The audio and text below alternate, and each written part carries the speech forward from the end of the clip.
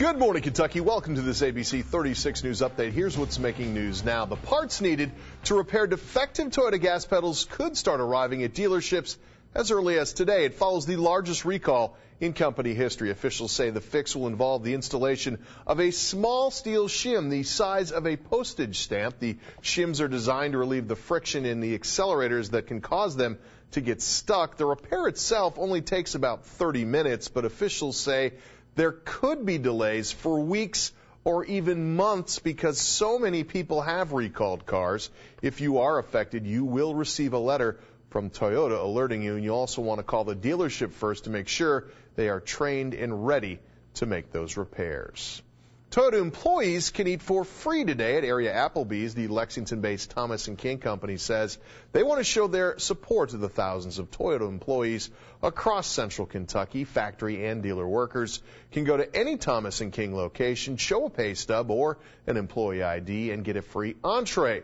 The locations include Lexington, Frankfort, Richmond, Winchester, Nicholasville, Mount Sterling, Georgetown, and Danville.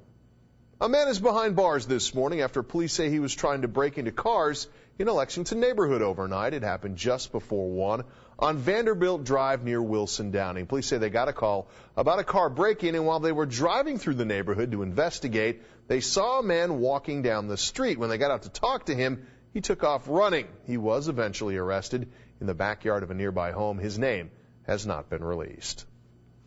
A Lexington crossing guard will be honored today after being hailed as a hero for saving a child.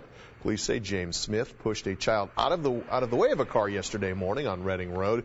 That car hit Smith in the hip. Luckily, he wasn't hurt, and neither was the child. Smith will be recognized by Mayor Jim Newberry as an outstanding citizen during today's Urban County Council work session. Former Republican vice presidential candidate Sarah Palin has endorsed Rand Paul in his U.S. Senate campaign.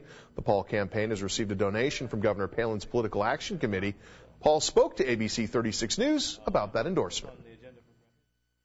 Well, we're pretty excited about it. We think it's maybe the biggest endorsement anybody can get in the country right now, and we see her as the leader of the Tea Party movement. We feel a great kinship for the Tea Party movement, and it is the grassroots. You know, she's been around the country. She's not afraid to endorse a conservative over the establishment moderate, and that's sort of what our race is shaping up to be.